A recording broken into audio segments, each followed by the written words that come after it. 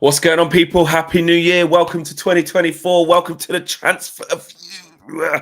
Owen doesn't have all the... Kaboom. I don't really have that. As much as I've stolen the soundboard, I can't steal that sound. I think that is probably copywritten. There's trademarks involved in that kind of stuff. Wouldn't get involved. Not going to get involved in that. Exactly. But big smiles away from football. Big welcome to everybody on the other side of the year, the new year, out of 2023 into 2024. Hope you guys had a good evening, a good night, whatever it is that you chose to do, whoever it is you chose to spend it with, etc., etc. We had a good time, man. It's the beginning of the year. Hope you made all those New Year's resolutions. Or if you're one of them people like, I never do them anyway, it's just not a thing. Don't really care. Hopefully that went well for you as well. Greg Frost is Happy New Year all. Simon, Happy New Year. Oh, wow. Ethan, straight away. First step is to sack this manager. No Happy New Year, nothing. Woke up in the morning, Undertaker style. So I went, Happy New Year. Forget the new year, new manager. That's what they're thinking. Wait, mate. Richie, South African flag says Happy New Year, boys. Javis says Happy New Year. Joe Blackman, Happy New Year all. And just many people in the comments as well getting involved. So get involved in the chat. We've got plenty to talk about on a transfer view. The window is officially open. Man United are open for business and will be very, very active during this month. We're going to discuss how active we think they will be. Lindelof's contract extension. I think we need to talk about that because it has caused absolute meltdown to some people, not others. Others have been okay with it. It is such a polarizing situation. I want to talk more about that. No Varane extension, question mark. Talk about that. So Dave Brailsford, apparently at Carrington, first day at work, and window predictions. So much to get involved with. Smash a like on the video. Subscribe to the channel if you are new. Before I hand over to Owen, I will say this. We are doing really well, actually. We are on our way to 160K as well. So we are close. We are close. I'm not going to say we can do it in this stream. You never know. But I will say that we are close. So please smash a like on the video. We're at 159,486. So do as you will with the maths. I mean, imagine if we could get the best part of 500 subscribers in one stream, which we've never ever done before. Yeah. But small progress. But yeah, Owen is back. Big up to Owen. I'm back. Yes. I sympathise. I saw obviously there's been a huge illness outbreak in the Man United squad recently. Højlund went down with it. Rashford went down with it. Martial. Well, maybe not bring him up. But, people have been ill. And, sometimes when you haven't had the illness yourself, you go, hogwash. They could play at the weekend against, Forest, or they could play against whoever. I tell you what.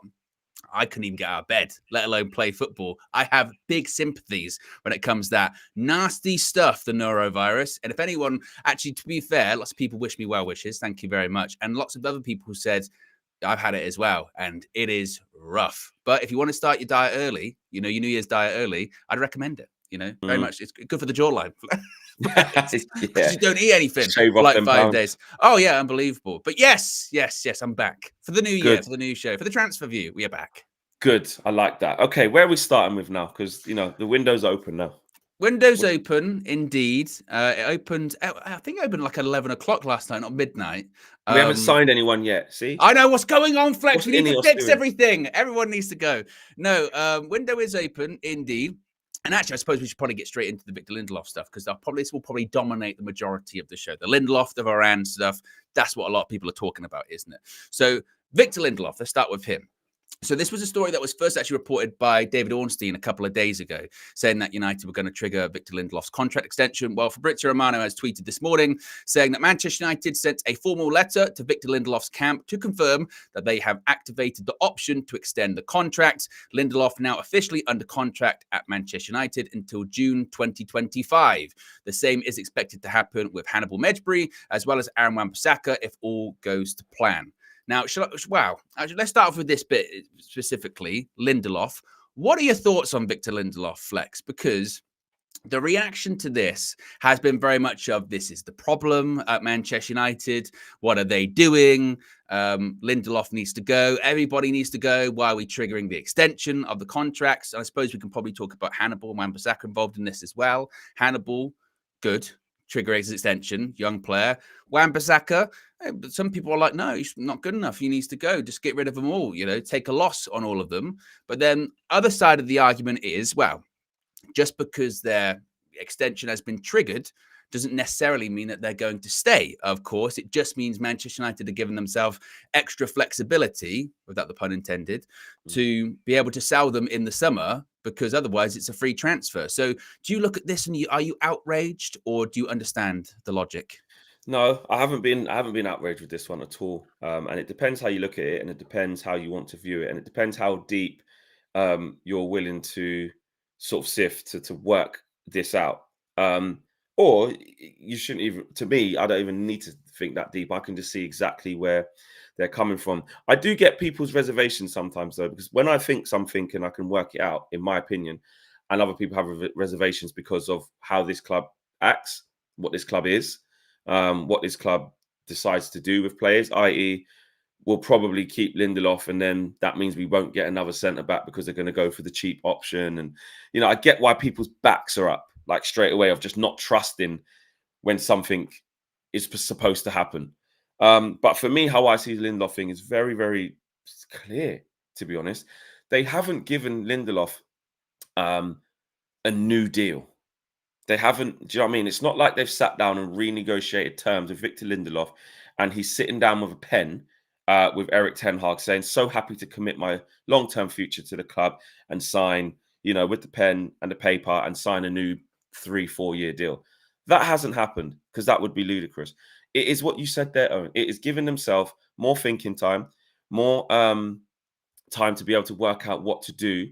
And Lindelof is not on as much money as what Raphael Varane is on. It doesn't mean that Lindelof is going to be kept and played as the number one starting left centre back, or the number one starting centre back, and we're just trying to say that he's the future.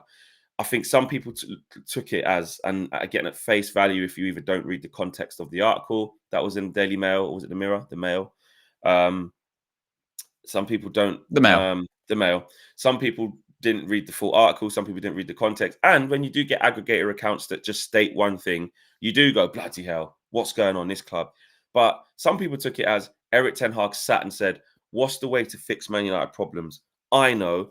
Make sure I get rid of the best defender and make sure I keep one of the worst. Then you get people, he's just clueless. That this is a decision that actually, if you think about it from a business standpoint and how we want to change what we do, makes sense. Now, if your take is like Gary Neville's take, which is actually, I just think we should have let both contracts run down because they're both decent players, but actually we need a whole new start. Fair enough. I understand that, but I feel like because it's the trigger, it's just invoked. Like you said, you send a letter to Victor Lindelof. You say, "Listen, we've given you an extra year." That doesn't mean Victor Lindelof's going to be happy in this situation. That doesn't mean he sits down with his agents and says, "I don't want to look for a move," because Victor Lindelof is happy being he's always happy being the sort of third or fourth. He's been number one for a little bit. Him and Maguire were number one for ages, or him and Bailly maybe.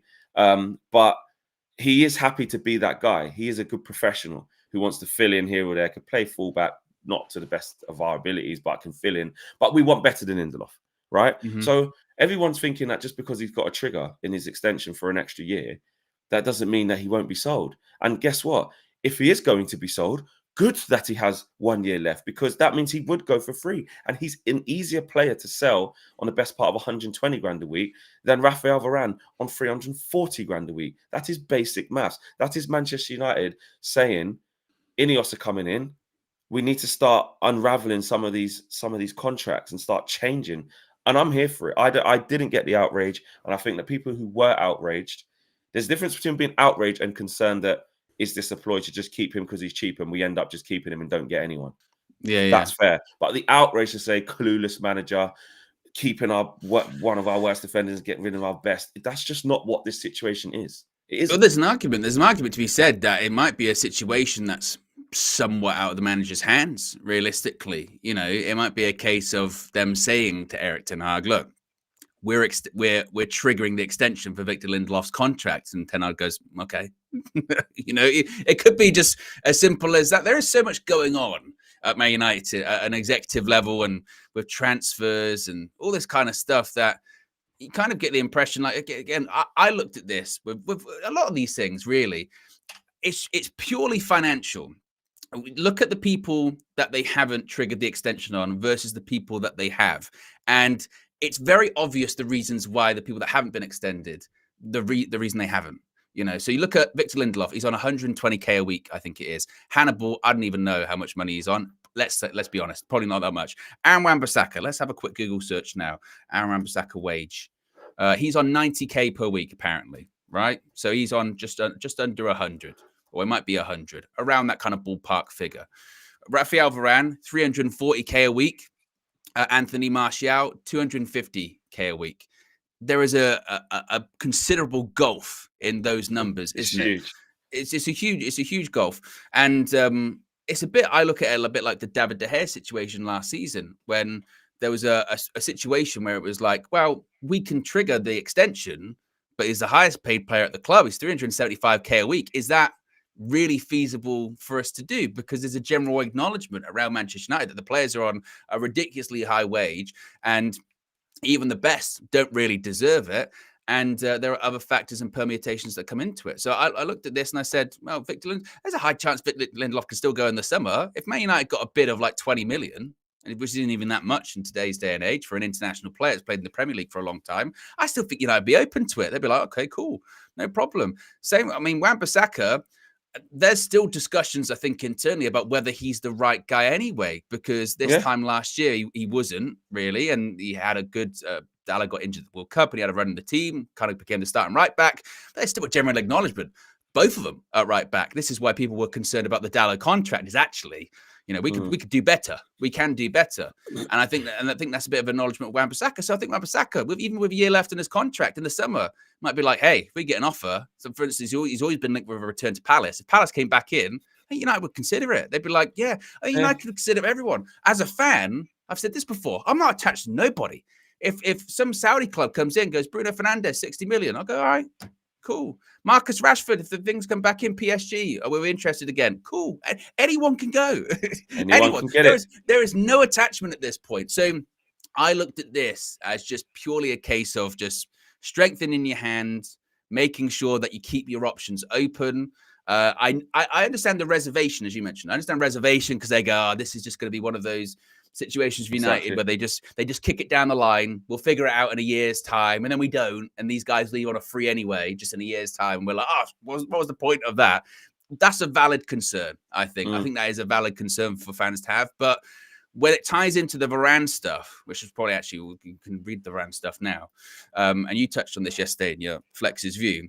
So the story came from the Mail, and the headline was, and I think this is maybe where it caught people a lot with it. So the headline was, Manchester United have decided against triggering an option to extend Raphael Varane's contract by 12 months, leaving the defender free to hold talks with foreign clubs over a summer transfer move from tomorrow. That's today. Now, when you hit full stop on that, what are we doing? Yeah, what are we doing? He's our best defender. Why is he allowed to leave? Exactly. So then it goes on to talk about, obviously, the nature of his contract. But the key things here say United remain interested in extending Varane's stay at Old Trafford and plan to open talks over a new deal next month. Mail Sport has been told that United regard the 30-year-old's current £340,000 a week wages as hard to justify given the injury problems that have restricted him to 7 Premier League starts this season. Triggering the extension would have kept Varane on a similarly high wage, and the club wants to renegotiate fresh terms. United are also keen to reduce the wages of their highest-earning players more generally to free up resources for new signings next summer as they battle to comply with Premier League's profit and sustainability rules. Now, those two paragraphs are so key. Massive. They just give you all the context you need to understand. So when you read that, you go, that makes a lot of, to be honest, it makes a lot of sense, because this is what I don't get with this Varane thing, right? And it's maybe it's because it's just focused on Varane and people are like, Varane's really good, so why are we just focusing on him? But it's a wider systemic problem at United, isn't it, really? Which is players are on too high wages. We have like the highest salary budget in the league, or one of them, certainly. We might have been surpassed now by City, I think. But still, we're way up there. And we've said for years and years and years, that's not reflective of our performance. That's not just on Raphael Varane, but as the paragraph says there, we even last season, we're managing him. We're going, hey, when we're in all 4 competitions, which we're not now, so hopefully he'll get a good run of games between now and the end of the but season. That's not the aim of Man United. We want to be in every... exactly. You want to be in every competition. And if we're going, there's a guy here, he's on nearly 350k a week.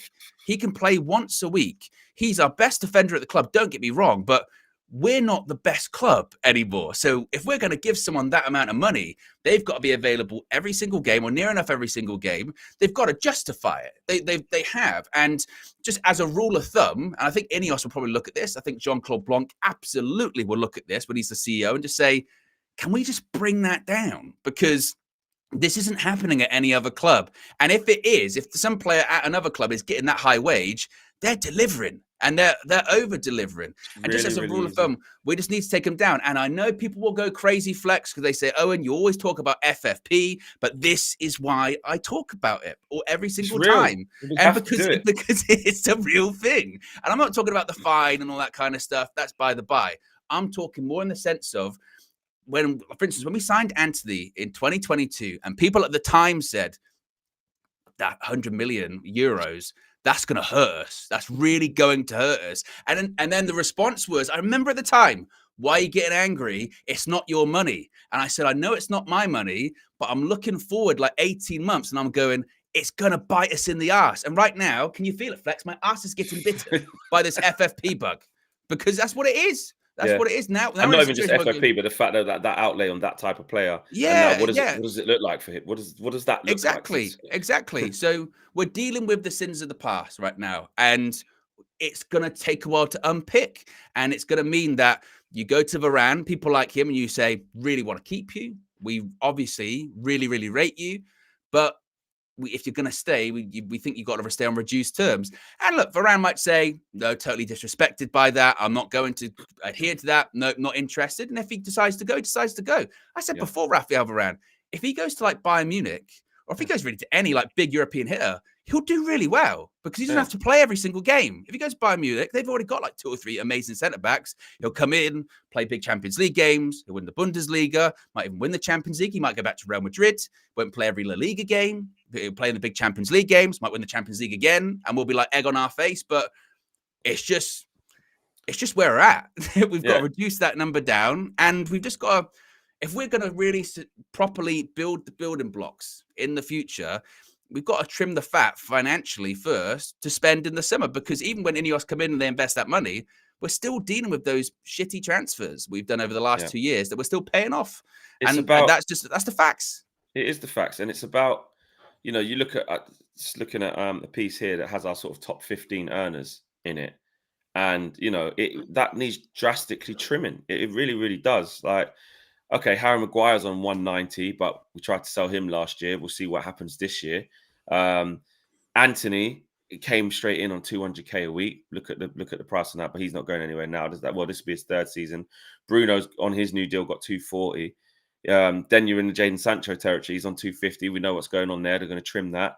Then on another one on 250, Martial, like you said, hasn't been triggered. Going to walk out for free. You get him. So you get him and Sancho off the wage bill. That's £500,000 a week. Yeah. Just instantly. Donny van der Beek's on 150, I want to say. Let me go back down. Hang on a minute. He's in the top 15 earners at the club. Donny van der Beek's on £120,000 a week. That's huge money for a player who couldn't be further away from kicking the ball. Obviously, he's leaving. Obviously, Mason Mount's come in there. Big money, 250. We haven't seen anything yet from him. Marcus Rashford, 300. And then you get into the big uns. Raphael Varane is the 2nd highest earner at the football club. The Ghost, the Wraith, the Phantom, my favourite. Okay, this is how you know, like Owens, like you're saying, there are no favourites. There is no player FC. My guy Rafa, my favourite player that I hold close to my heart, this is hurting right now because there's a lot of talk about him and I don't like it. Right? He's our 2nd highest earner. Now, when he first came in, don't get me wrong, I'm talking about the sins of the past. We said, I tell you what, 40 million for Rafa. That's the transfer fee's not that bad for someone who's experienced as that. However, it was a bad move because we're finding ourselves with a player in the last sort of 3 years. Let's be honest, he's been in and out because of injuries. Whenever he's played, he's been absolutely fine. Yes, you could say he's not prime Raphael Varane, and we need that. We need that prime Raphael Varane regen. whether that would have been a Todibo. You need our version of the Saliba. You need our version of the prime Van Dijk. You want that Konate. Kim Min-jae. So, you know, we want that. But obviously Varane is not that. I love Varane, but he still doesn't operate at that level. Sometimes, you know, when the ball's at his feet, he might look a little bit clunky. That's not really his game. Yes, he can shift. He can still move because he's, you know, he understands where to be because he's super experienced. And listen, I'm not understating that he's our best defender. He is, absolutely. But the justification, like Man United have said, that makes it difficult to justify somebody who plays that little game, who needs that much man management because of his health, his physical sort of situation, to be our second highest earner. To be our second highest earner in a new version of Man United, you better be our second biggest contributor too. You know, that's going to say I don't have a problem with Varane being the second highest earner. No, if he just played every single game and was part of us being amazing. Yeah, exactly. And I've seen the people go, and this is why I don't get the comparison when they go, well, what's the difference between Victor Lindelof and Raphael Varane then? Why are they triggering the extension? You go, I can think of 220,000 reasons as the difference, because that's the difference in the wage. That's how much we're talking. Exactly. £220,000 is the difference. Now, obviously, you can say the quality between them is vast. I mean, absolutely. Raphael Varane's far superior to Victor Lindelof as a centre-back. But from Manchester United's perspective, I think they'll be looking at it going, well, that's an extra player. You know, if we can bring that down. I don't think you're going to bring Raphael Varane down to 120K, of course. But I think they're just looking at it going, this needs to stop. Like with a lot of things at Man United, this needs to stop with the wages. And I think that people are misinterpreting it they might, even this morning, let's be honest, people will be misinterpreting and they'll say, well, so you're saying Raphael Varane's rubbish, get rid of Raphael Varane. I think the general point is that the wage structure at Manchester United is massively just out of control. Hugely out of control. Casemiro's thing runs till 2026, I'm looking at. Yeah, and even like, I mean, you've seen it, you've brought up before when it comes to Jadon Sancho. When you look at like that contract that they offered Jadon Sancho, it's just ludicrous when you think about it. I mean, how old was Sancho? We bought him 21. 21, we bought him, and we put him on 350K a week. As you mentioned, like, had he been a success or even just done okay, where'd you go from there? He's on 250. I always thought Sancho was on 350 though. I thought it was on 350. Yeah, this thing says 250, but must be. I thought it was 350. Because I was under the assumption after the De Gea exit, Sancho was the highest paid player at the club. I mean, yeah, but this is not according to this. But we know he's way up there.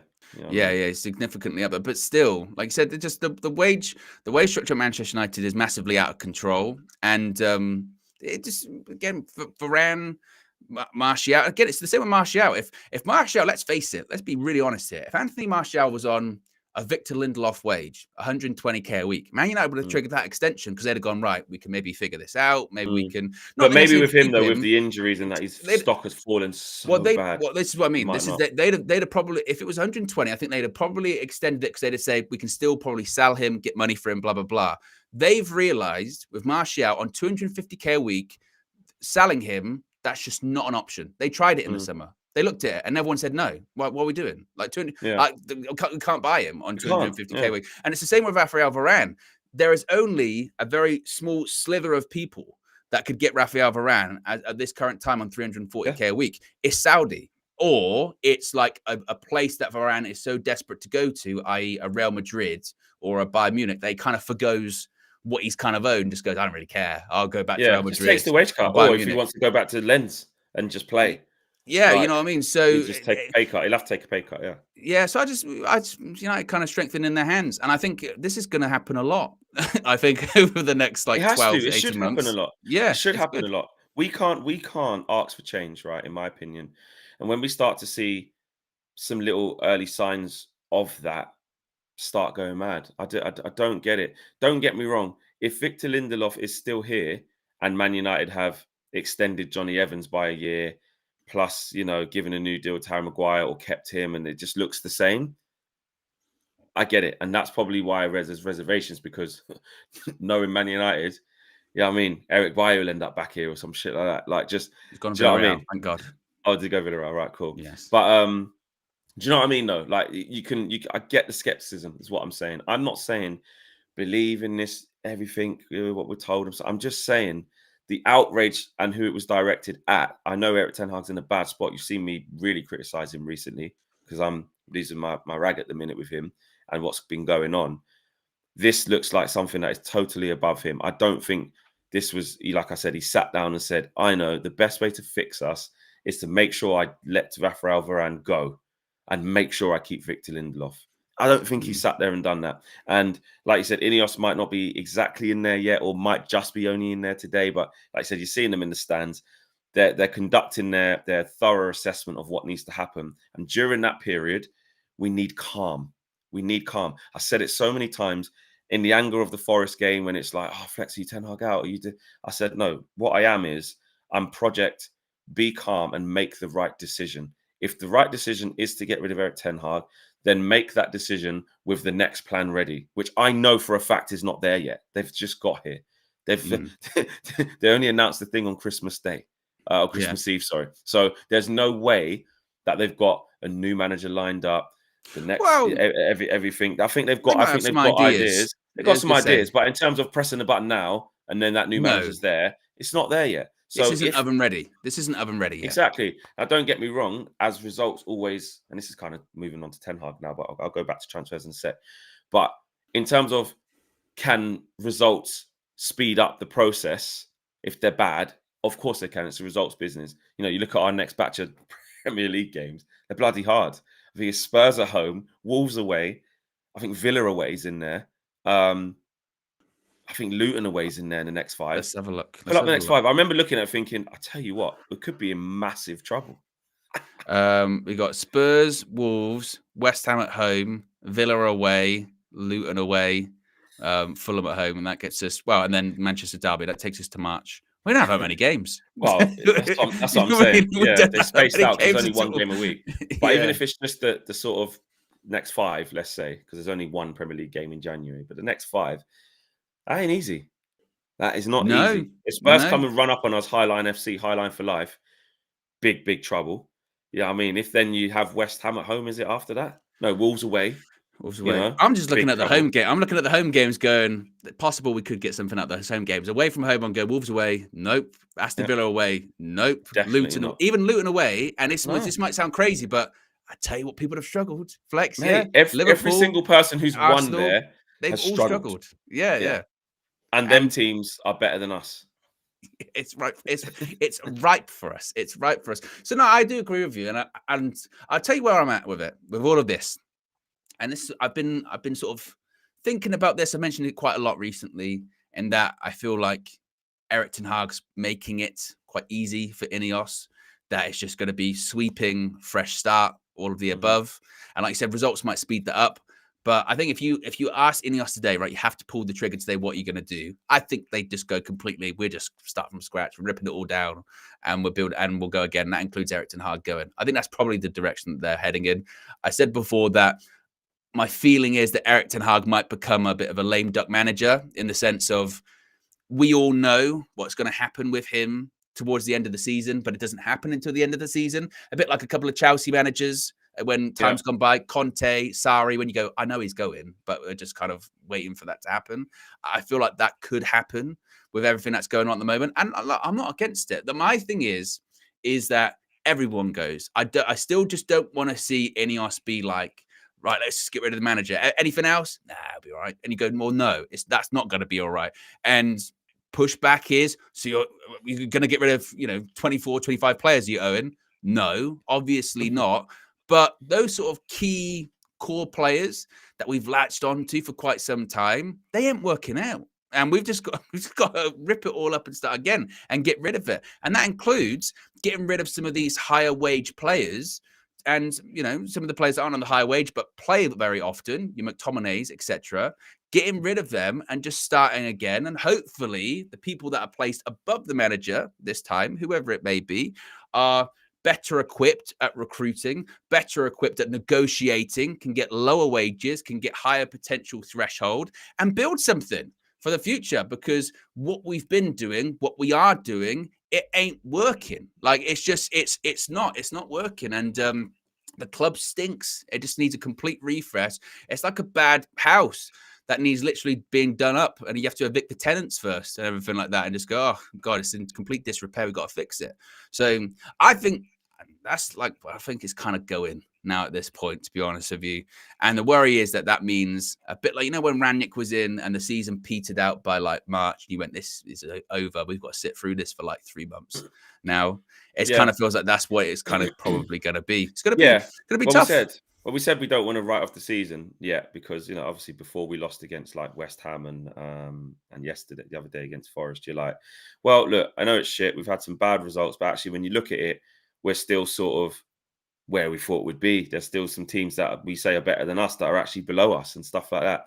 But you saw at the end of you guys definitely saw at the end of the match view, the feeling of like, obviously was having a little bit of a laugh to save ourselves, me and KG, but calling around and looking for a truce because, by the way, you look at it and you're laughing at Chelsea, who are, mid-table fodder, 3 points behind, mate.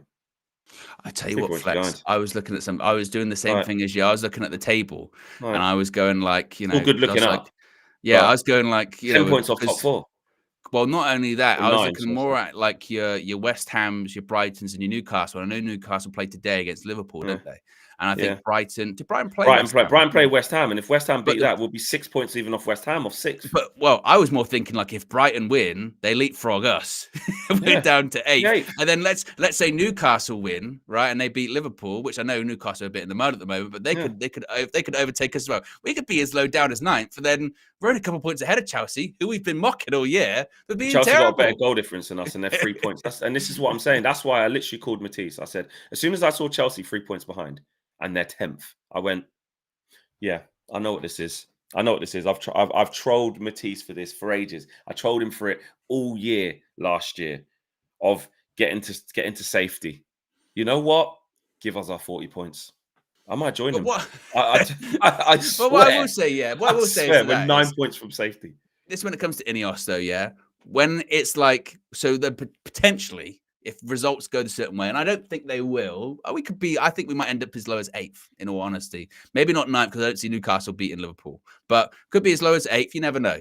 Mid-table fodder, let's be honest. Yeah. If Ineos look at that and they go, right, the person to fix that is Graham Potter, and the club behind us is Chelsea, that's when I'll be like, oh my God. Well, what you would say, you don't want to be pessimistic to the new people who are going to make decisions and like be those fans that just moan. Like, you want to change. We've changed everything above. We've changed the sporting director. We've changed the CEO. We've changed his recruitment. Yeah, all this is changing. But our manager's Graham Potter. You don't want to be the fan that's like, oh, what are you doing? Are you crazy? But that's how it would feel. He would have so much to do to convince 9. I don't like speaking for a general consensus because it's just not good to. I feel with that appointment, I'm going to say at least 85%. It's right. It would be just baffling, wouldn't it? Because general consensus when he was at Chelsea was job was too big for him. It was too chaotic, too many players, too many egos. The structure above him wasn't really there. They were figuring it all out. They were new owners. They thought he was the right man for the project. Long-term contracts didn't work out.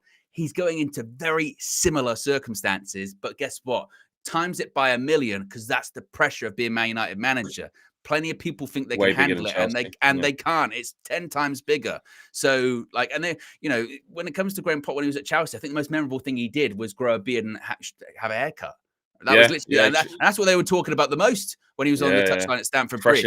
Freshened up. Yeah, and he would get and they were praising him for that at Chelsea. He'd be ridiculed at Manchester United for that. Well, Eric Ten Hag's tops were too big. Do you know what I mean? Aeon Zero says, "Hey Flex and Owen, just saying hi and big up to UV. It's 2:30 a.m. here in Canada. Love you guys and keep up the great content. Happy New Year and hope for a better 2024 for United." M Anwar says, "United are not a Champions League quality team. The last 5 years, it's above our level." Yeah, it's true, actually. Even getting in the Champions League, it's probably best that we're not. But I always say if there is going to be a new manager or a new setup, I do like there to be games so that we can have more games to sort of get the squad used to how it needs to be. But actually, when the games come thick and fast, you get less time on the training pitch, and actually it hurts you. So probably is best not to do that.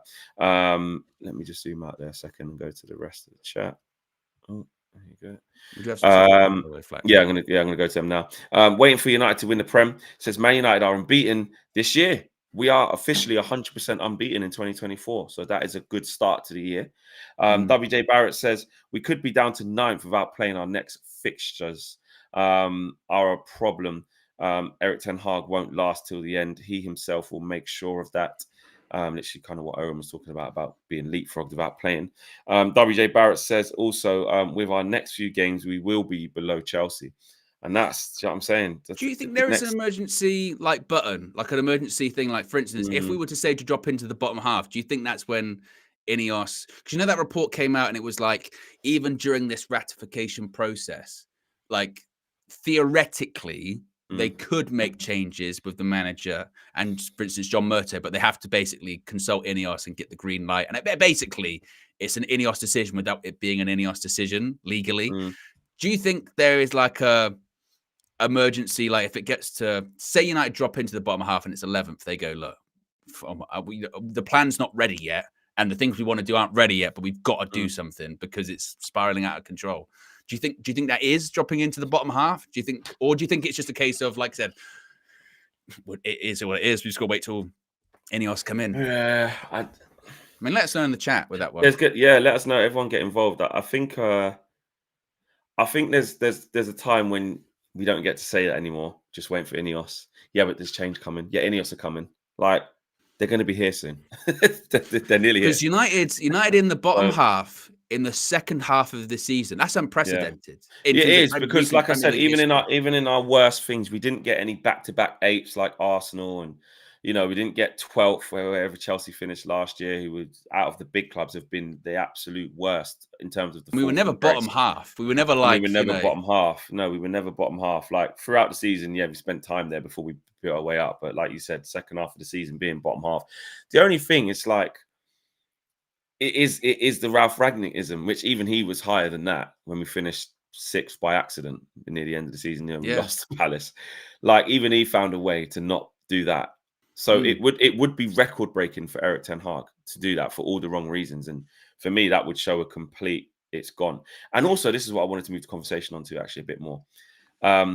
It's not really about transfers, but we can also bring that in. Eric's obviously being really strong and positive on sort of basically saying, injuries. Once I get my players back, I know we're better. And once I get my players back, the levels are higher. Once I get my players back, the routines are there. And Ineos know this. Ineos knows that once I get my players back, and he's kind of spoken about it as in like, these players are new signings. Mason Mount, Casemiro, Lisandro Martinez are the main 3 that are out right now, let's be honest. Harry Maguire is another one who he clearly was playing every single week. Interesting to see what happens when he comes back, actually, because there's 1 game a week now. Martinez will be back. It will be a chance for Erik ten Hag to go back to the tried and tested thing of where he said, we overachieved last year, I think he said as well. Wow. Yeah. I was going to ask you about these things. So again, I see it, Owen. After that game, he said 2 big things, didn't he? He said, we overachieved last season. And in fairness, he didn't say, look, this season we're on par. He said we're underachieving this season. But he said we overachieved this season. And like you said, about a month ago, 6 weeks ago, a couple of months ago, he was very big on, we've had some injuries, not an excuse, cool. And he still has said it's not an excuse, but he's really leaning into, when we get our players back. We'll get our players back. January, we're getting players back. It's gonna be a lot different, basically. And so people are pointing out, they're going, one, if we get injured, because let's be honest, players will get injured still, because they have all season. And 2, which I guess is the point that you're going to point out, is like, well, there's got to be a dramatic improvement. And at different points, we've seen these players not be injured this season, and there hasn't been a huge amount of difference. So do you think there's going to be that kind of, I don't know, drastic difference when they come back in? I don't. And that's why I want to say I'm surprised he's going so strong in it. Listen, he has to believe himself. He's in the hot seat. If he sits there saying, I just can't see how this is going to get any better, then, that's even worse. So I get it. We do have to take things with a pinch of salt. However, do I genuinely believe that? No, I don't. But with him saying that and him consistently going back to that, then we should see something then. You're going to have Raphael Varane, let's just say within the next, because, by Wigan, there should be some players back, really.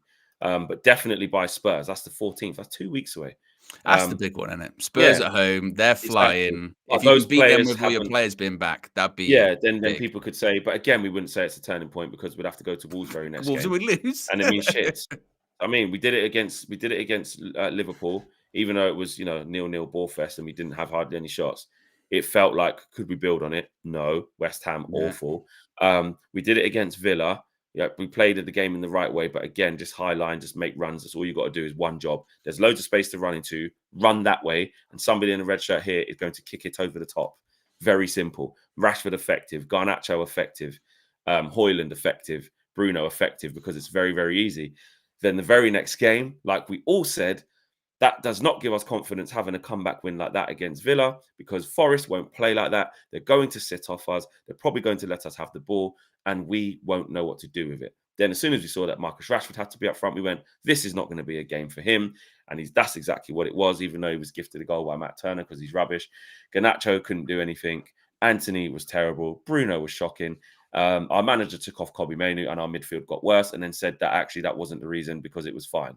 So him saying that, back to your point or your question, I don't have belief in that. I just think it'll be the same old crap, because I just think that he's not getting whatever his principles are and his messages are. Even last year, when we were on a good run of results, we said it a lot, didn't we? Well, this isn't Ten Hag ball. Like, we were playing like some effective stuff at points. Like, some of the stuff we were playing out, you could see it in bits. I'm not going to say you could never see anything. But when I look back, I'll be honest, it wasn't like every game that we was winning, I was seeing like was winning for the patterns, and it was still in transitions. It was because Marcus Rashford was shooting without thinking and everything was turning to gold. Yeah, I don't want to discredit, like, again, because when he says I overachieved last year, I do tend to agree with him on that, because again, I do look at it as, coming off the season we had the season prior, and we know this group of players is shit. We know that. Everyone knows that. So the turnaround last season felt somewhat remarkable, because we were like, oh my God, we didn't expect that. And we didn't have a striker all season. Weghorst came in and we still managed to finish third and win a trophy and got to a cup final. And we really bottled the Europa League, really, with what happened. Because let's face it, we cruise control against Sevilla, and both our centre backs got injured, and then we bottled it in the next leg. That was the worst. Whole season was over on that night. We really bottled that. So I do think, like, last season was a successful season from when we came from. But as you mentioned, I feel like, well, most people did. They thought, well, and a lot of money was spent, and it shouldn't have been that amount of money, but a lot of money was spent. And this season, people thought, right, we kick on now. That's the foundation. Now you start to see a more, actualized version of what we want Ten Hag to do, how we want him to play, and the regression to really back where we started, before he came in, and arguably it might even be a little bit worse, at points as well, in terms of some of these results, right? It's staggering and really, really alarming as well. Now, there have been factors outside of his control, injuries, and the strategic review has not helped. Like, it hasn't, because Man United's had no future for 18 months. There's been no direction. So, of course, things are going to get worse. But at the same time, a lot of decisions and a lot of things that he's pushed for haven't worked out. They really haven't. And he's under absolute massive pressure. And I think that there is this fine line, isn't it? Because there are people that point to last season and they say, like, that's evidence of why we need to keep the faith and keep him and all that kind of stuff. Yeah. And again, I think that's fair. But there does come the line when you go, like, for instance, as I mentioned before, if we dropped into like the bottom half, then what? That's when you start going like it's very, very, very difficult. Very difficult. And it's just the sheer drop off, isn't it? That's the thing, because people point to, these, the positive records that he has, whilst also negative records. They point to, like I mentioned, fastest manager to however many wins, and his win percentage and his win rate. But then other people point to, like, some of the negative records. My biggest concern when it comes to records this season, Flex, is that record that's like, is it in the Premier League when we've been winning at halftime at home, Old Trafford, that we've never lost? We've never lost. Premier League's been going how many years at this point? Over 20 years? Really? 30 years, excuse me. What? So we've been leading at half time in the whole Premier League era at Old Trafford. We've never lost. It's a remarkable record flex. Even still now, with us being rubbish as well, we're under Eric, we still haven't lost. Under everyone. We've still got that 0. And that's the one I'm worried about. So nobody comes back from behind to beat us at half-time at Old Trafford. If you're losing at half-time, you ain't winning. Might draw. It is. And even the draws, I think they might even be in single digits. It's very small, but still, it's incredible. It's an incredible statistic. They flash it up on Sky Sports every single time, and you just go like, "Not today." You know what I mean? Not today, and that's my one I'm worried about going, because everything else is gone. Let's face it, at this point. So I don't know. But when it comes to all that, the Ineos stuff, actually, so with Sir Dave Brailsford and all that. So there was a report from The Athletic yesterday from Laurie Whitwell saying that Sir Dave Brailsford had arrived at Carrington for his first official day at Manchester United following the agreement of Ineos's minority investment. Of course, he's going to be a senior figure. He's on the Manchester United Football Board of Directors as well. Reportedly, he spent his first day meeting staff and touring United's training ground, accompanied by the football director, John Murtough, who, let's face it, is expected to be leaving, and the interim CEO, Patrick Stewart. It is regarded, according to The Athletic, as a light touch opening, but ultimately, Brailsford is set to evaluate areas for improvement and report back to Ratcliffe. Sources say the Ineos mantra at this stage is look, listen, and learn. What do you think he'd report back? to Jim at this point? Look, listen, and learn. Almost like a David Attenborough. Come through the bushes, have a look. Listen. Do you think there's this extensive note taking all the time as well? Man. Do you think it's one of those situations where he just sees it right down and go, who's in that academy bit? And they see the bit where Jane Sancho is. And they go, what's going on with that? And he just, that's Jane Sancho. He just goes, yeah. You know what I mean? All this kind of Okay. Scroll down. So protocol for that. Yeah. They go, when did you in the gym? They go, when did this machine came in? Well, I tell you what, it came in 1999. You go, yeah. Yeah. Oh, mate. Honestly. Yes. The irony is. The irony no says run away. Look, listen, learn, run. Get out. Give the 25% back. You realise you made a big mistake. Zane says we have no game changers on the bench. Happy New Year's, guys. Only youngsters. If he leaves, I would like Zidane and Ollie as assistant manager. What? Crazy. Just brings in Ollie right at the end. I was listening to the Zidane thing. And the Zidane thing, I was like, well, that's not going to happen. The Ollie as assistant. Jeez Louise. He needs help with the English. Needs help with the English. I mean, knows the place. Knows the place. Ray Carl Brown, big up to you, Ray. Happy New Year, my friend. Says we don't build a team. We should have build a team for this season. All we did was get drunk on last season. Then everyone drop off. But yeah, so Dave Brailsford said that they're going to have a lot to unpick, and this is what I mean about the element of calm, the element of making the right decisions before we pull the trigger, essentially, because I don't want us to just be in a worse situation. And you might say, how does it get any worse? We're losing games, we're inconsistent, and listen, on the pitch it will get worse. We're going to have more pain.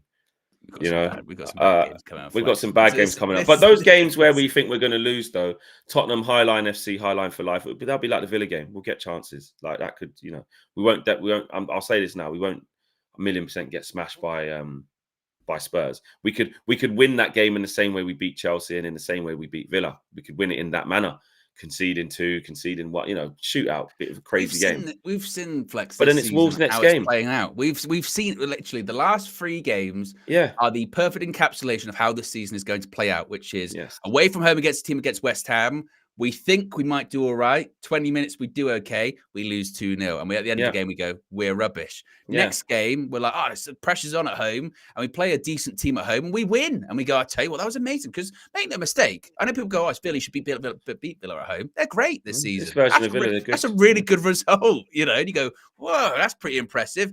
Go away against Nottingham Forest, lose. Very good. And also just tepid. Disgustingly bad as well. Tepid performance. That is United this season. That is, and we also, I guess, kind of have to realize as fans, like, that is going to be it for the next few games. Well, certainly for probably the remainder of the season, which is at home. We'll probably get some good performances at some points that we'll be like, oh, that's pretty cool. There'll be some losses in there as well because we've been shafted at home a lot this season on our own patch, deservedly. Yeah.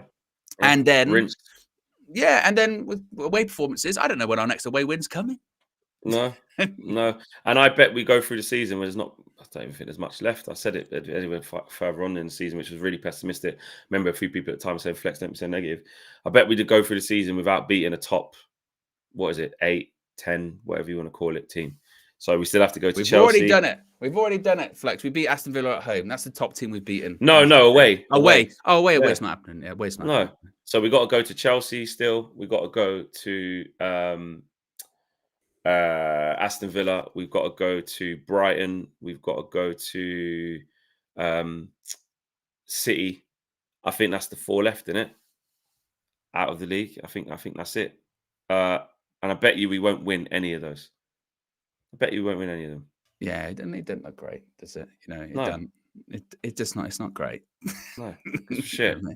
Yeah, it's not. It's not totally shit. Yeah, but with that in mind, when it comes to January, this is a transfer view. It's a transfer show. Do you expect any business in January? What's your January predictions? Let us know in the chat as well. Any signings? Yeah. Well, that piece that I did yesterday regarding Duncan Castles, when he's saying that the injection of cash that Ineos can give, and that's more for the summer. So we know that 90 million sort of leeway with the financial fair play rules and the profit sustainability rule that the Premier League have in place. That's not to the summer, but he did also say in that piece that United are looking to offload key players in January to try and move some things about. But I just don't see who and how. I don't know what that looks like. Jadon Sancho, if you're talking about business, he's the most obvious one to leave, but it's almost 99% going to be on a loan. I don't see who in Europe, apart from Saudi, could take him on a permanent. And I understand it to be that he's probably going to go to Europe. He doesn't want to go Saudi. Doesn't want to go Saudi.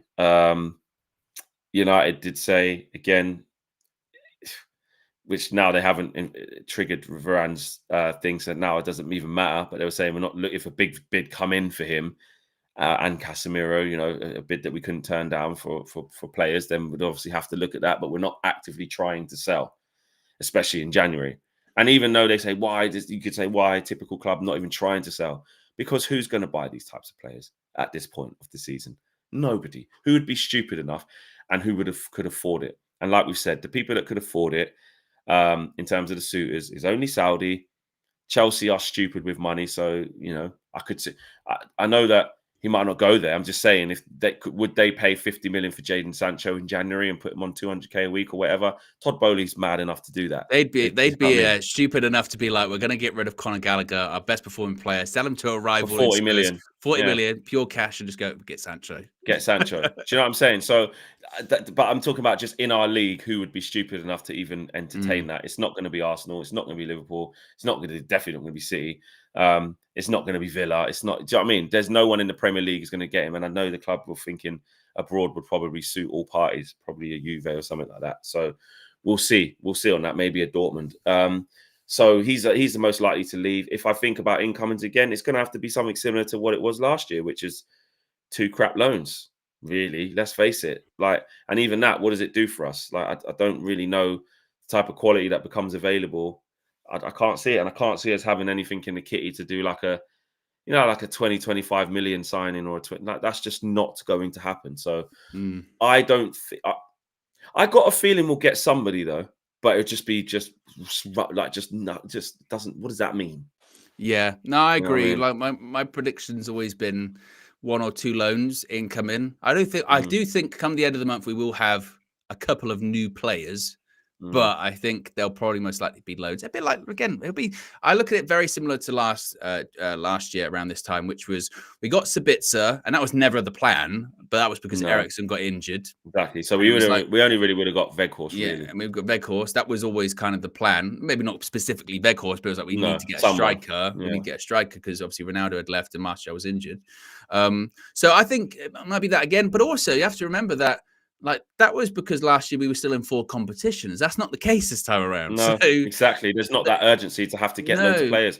It actually is more on, can we just get players back? Because if we do get players back, there's still going to be players unhappy because they're not going to play all the time because there's only we'll have one a game a larger week. squad. We do have a larger squad still. So So I I actually think we maybe a shouldn't. loan. I think maybe it might be a loan. I think that loan probably would be a striker. I think probably would be some kind of support for Højlund. Forward, yeah. And then, like you said, I do think there'll be outgoings, obviously with Sancho, and it's almost somewhat difficult to predict in the sense of if something were to happen on a permanent basis with Sancho or just with someone else, you never know. Then maybe United would look into actually, okay, maybe we can look at actually moving some things around and maybe buying someone on a permanent. But I think actually, even in that case, I think United might look at it and go, let's save it up to the summer. Let's you know what I mean? Let's save it to the summer. Let's try and sort of free up FFP, get some players on some lower wages in terms of current contracts. Bring in some anyone money else will leave? Well, permanently. Yeah. Or like loans start to start the process outgoings. of outgoings. Outgoings. So we know Donny and Sancho. We know Donny and Sancho. I suppose there could be something with Martial. I know that he's meant to be going on a free in the summer anyway, but there might be a situation where someone comes in and says, we'll take him on a free now, sort of thing. But with that, it would kind of have to be dependent. I could see Anthony Martial digging his heels in and saying, look, I want 250k till June. Like, exactly. I'm getting it. I'm getting that 250k. And from Man United's point of view, there's no point paying him off, really, at that point. So they might just be like, oh, we'll just wait until, So, I mean, there might be a couple of young players go out on loan. It would be interesting what happens with Ahmad, because obviously he was going to go out on loan in the summer. Then he got injured. But then when he played against Forest the other day, he played all right, didn't he, when he came on instead of Anthony? So some people might say keep Ahmad, but I wouldn't be shocked if he went out on loan, in all honesty. But let's be honest, also, Flex, that right-hand side, that's a mess. That is a mess. That is a shambles. So, I don't know. Yeah, I just can't see there being too much. Again, we keep saying it, but with Ineos just coming in, it's like we need calm. And the fact that we're not in multiple positions, competitions, means the reinforcements don't need to be as strong. There are still things we're struggling with. Of course, if you said, can you give me a new striker now? Do I want? Absolutely, of course. Yeah. But in the grand scheme of things, of how difficult it is to make that happen, how difficult it is to shift someone like Martial, who still ain't even playing, who's still ill, how difficult it is to free up funds, it's not going to happen. It's just not going to happen. Actually, you know what? If I'm being honest, Owen, the best thing we can do, and this sounds crazy, I think the best thing we can do is do nothing and trim. Do you think? I honestly do. You think you could see maybe a West Ham come back in for McTominay? Maybe a McTominay? Listen, if they did, good. Because that's something that needs to happen in the summer anyway. But is that realistic? No, I don't. I can't. With West Ham above us, doing better than us, got Alvarez, Souček's back in the goals again. What's his face in there as well? Not Kudus, Ward-Prowse. Essentially, McTominay could not say go to be a bench player because he's probably a bit better than Souček. Well, Souček probably has more impact than him actually. Do you know what's hilarious with West Ham as well is that I mean, David Moyes made a really good point the other day. He said we deserve so much more credit, and he's right because he said we sold one of England's best players, and we're still basically exactly where we were last season. They really struggled in the league actually. Because look at the types of attacking players they've brought in and like for likes. I remember towards the end of the window, the season started, and West Ham fans were like furious, weren't they? Because they were going, we haven't spent any of the money. Like, what are we doing? Like, and it took them a while to bring those players in. It took a while to get out. I think Alvarez, when they signed him, was it their first permanent signing of the summer or something like that? And they were like, this is really late. Kudus was late on, but we need this, we need that. But if you wait, and they spent their money wisely as well. They got James Ward-Prowse in too, and again, that was later on because he started the season in the Championship with Southampton. But now they're flying, and to the point where that money that might have been there for McTominay might not even be there anymore as well. Let's be honest. So I don't know. It would just be interesting to see if any club, because again we're mid-table. if a mid-table side like a West Ham, like a Wolves, like a Brighton, like whoever had a look at like a McTominay and just sort of went, hey, we'll give you 40 million or 30 million. Let's go down. Let's give you 30. What are you interested? And maybe with Ineos at the helm, they might be like, yeah, all right, let's give it a go. So I suppose that's the one thing you do have to consider with this January transfer window is there might be a bit of a curveball from someone for some player that maybe we weren't expecting. And no one's beyond reproach. Anyone. If any offer comes in, let's talk about it. You can get it, but it's just also though, if we if say we did a madness, which I don't think we would, like certain people start coming in for certain players. If you sell them, it's like, well, make sure you're gonna have to use that money to get someone else. Like you can't just, I mean, but there's that little games. I just think it's not going to happen. We're not going to do a lot. We're not. We are not. There you go. First transfer view of the year done. Just on the way out, let me get to the super chats done. It's just Danny says 2024 couldn't come quicker. Appreciate you both. Big up to you, Danny. Appreciate you Happy too. New bro. Year. Yeah, Happy New Year. And Zane says Joshua Zirkzee would be a nice swap with Martial. Zirkzee, I don't know. He's been linked with Manchester United recently. I believe he was at Bayern. I think he's got a buyback clause with Bayern, I think. But it's one of those ones where we're going to be linked with him probably the window, but I don't know that one's going to happen. To be honest with you, stay tuned. We'll talk about it in these shows. Certainly, these links. And can I say, just for now, when these links come, because as you can clearly see, it's going to look a bit crazy for us in January. I don't expect us to do much. Who knows? But when we do discuss whatever journalists are discussing, don't attack us. Yeah, we will talk about talk about the news. Yeah. So if journalists are getting involved like they always do and starting to say stuff, we'll talk about what it is. Even if the video is, we saw that DiMarzio said that XYZ. Well, that's not going to happen. Thanks for watching. Subscribe to the channel. See you later. Even if it's that's the news. We will talk about whatever the news is. And also, try and be part of it in some form of conversation. Because we've got nothing. Otherwise, we'll be sitting there twiddling our thumbs. So, yes, big up to everyone. Like I said, Happy New Year.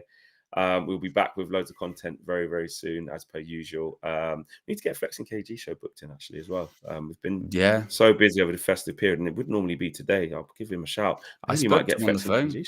I spoke to him on the phone yesterday. Well, this is typical Kevin Gary. So I called him yesterday. I wished him a Happy New Year. I hadn't spoken to him in a few days because I've been ill. And he's very tired on the phone. And I thought, well, I've woken up a sleeping Kev at this point. And I wasn't totally accurate. He said, I'm just watching a film. He said, I'm watching a film with my wife. And I went, oh, that's cool. And then, so I spoke to him on the phone for 15 minutes. He said, anyway, I've got to go. The whole room's waiting for me watching this film. I went, why didn't you just tell that to me? Why did you tell that to me? He was sitting there because he's so nice going, on the phone. He went, but I'm sorry. Like, he'd waited up the whole room. There was a room full of like people watching the film. I was like, oh. Just say I can't take the call right now, or just don't answer. Or just go, just go. He's like, oh, I really wanted to talk to you. I was like, oh. Well, that's nice. That's nice. There you go. We have a good friendship. Exactly, you do. Anyway, guys, take care. Smash the like on the video on the way out. We got to 210 likes. If we can just 250 on the way out. Just, I mean, the stream still be live for a little bit. 250 on the way out. Smash the like on the video. Subscribe to the channel if you're new. Out of here. Peace.